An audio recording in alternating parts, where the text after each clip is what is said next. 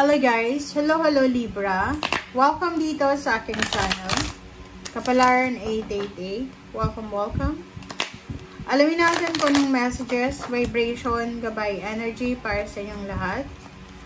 This is general reading, so I hope na makaresonate ka sa kung ano man na messages na kailangan mong marinig. Okay.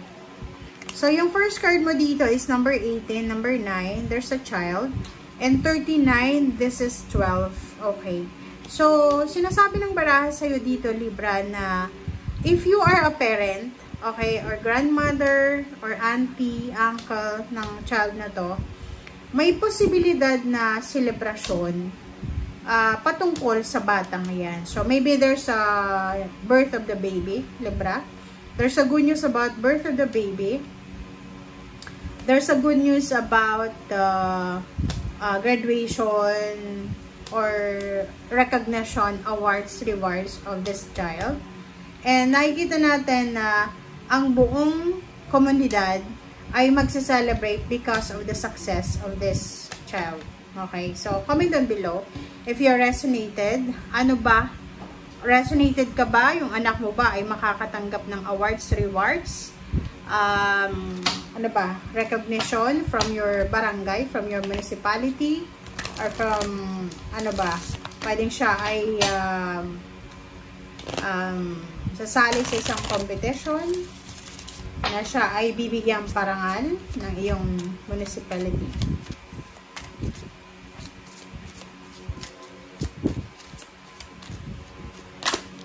Alright. Okarianon, Sorceress, OMG. Quiet time. Libra. Yung first card natin dito, sinasabi na you are a magical person who can manifest your clear intentions into reality. Ibig sabihin, may mga Libra dito na napakataas ng vibration nyo. High vibration kayo, higher vibration. Pag sinabing higher vibration ka, mabuti kang tao. Talaga, mabuti. Yung iba sinasabi, hindi. Talagang yung ibang higher vibration na tao ay masayahin lang sila. Isigulaki. Pero ikaw, parang sinasabi na you are magical. Okay? Walang masamang tinapay sa'yo. You can manifest your intention into reality. Kasi, yung intention mo is clear, malinis, pure. Parang ganun. So, nakikita ko sir dito na para kang isang witch or sorceress na lahat ng gusto mo ay pwede mong ma-manifest sa 2 linggong ito. So, make a wish. Okay? Mag-wish ka sa linggong ito. Manifest. Kasi possible na lahat yun ay ibigay sa'yo ng universe. Okay? Next card natin is quiet time. Take some time alone to rest, meditate, and contemplate. Ito ay para doon sa mga Libra na kayo ba ay pagod na. Doon sa mga Librang magba-birthday, happy birthday sa inyong lahat. So, gamitin nyo yung birthday day nyo, para makapagpahinga, makapag-meditate, makapagsimba, makapagbakasyon, makapag-contemplate. So, sinasabi ng baraha sa'yo dito, Libra, na ibigay mo sa sarili mo yung quiet time, okay? Spending time alone with your family, with your loved ones, or alone talaga sa nature, mag-meditate, mag-pray, mag-contemplate.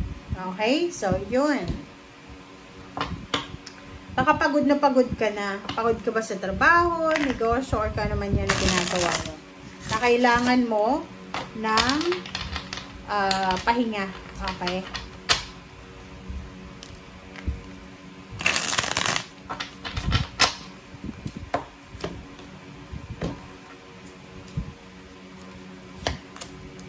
Okay, Justice, Temperance, reverse na Justice siya. The Star, reverse na 2 of Pentacles. So, Librang nakikita ko sir dito na siguro mayroong iba sa inyo dyan na nakaranas kayo ng injustice. Nakaranas kayong mapagbintangan, or yung family nyo may nakulong sa pamilya, or nakaranas kayo na i-backstab, nakaranas kayong i-assassinate yung karakter nyo, nakaranas kayo ng lahat ng klaseng negativity na siguro yun yung rason kung bakit kayo medyo hindi kayo nagtitiwala sa mga tao. But this time, sinasabi ng bara sa'yo na lahat ng nawala sa'yo, okay, lahat ng nawala sa'yo, lahat ng ninakaw sa'yo, lahat ng ginawa sa'yong agrabyado, ay may kapalit yon. Kumbaga, yung temperance mo, yung pagiging mapasensya mo, yung pagiging faithful mo sa sarili mo, sa Panginoon, ay, kumbaga, ibibigay yan sa'yo in the near future na katuparan ng pangarap mo. Kumbaga, halimbawa, yung naranasan mo sa past na akala mo ay hindi ka na makakausad, na because of your patience, because of your clear intention, 'di ba? Yung pagiging mabuting tao mo, na pagtagumpayan mo, naka-survive ka. So ngayon, sinasabi ng bara sa'yo na you are the great manifestor. Magical person ka. So, lahat ng pangarap mo, ngayon, bukas, makalawa, ay possible itong mangyari kung ito ay bibigyan mo talaga ng pansin. Kumbaga, bibigyan mo ng priority. Okay, Six of Swords. Kung makikita mo dito, sinasabi ng barahan na meron ka, Libra, na plano. This is plan para siyang forward movement para sa pamilya. So, you're planning to travel, relocate, you're planning to change career, change of residence, or kung ano man na changes ang plano mong yan.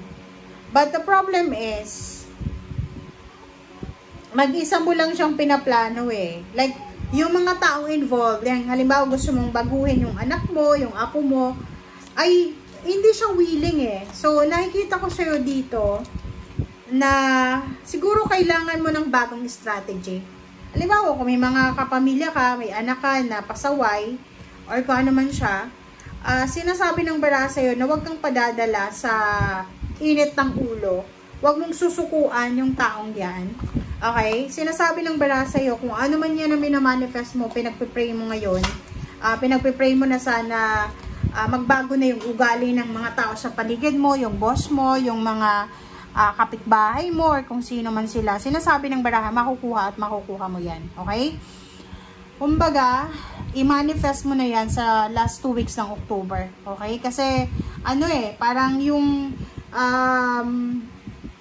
universe and your spiritual helpers ay naandito sila para i-guide ka or para ibigay sa'yo lahat ng manifestation mo. So, wag mong sasayangin ang pagkakataon na ito. Okay? Thank you guys for watching. Bye!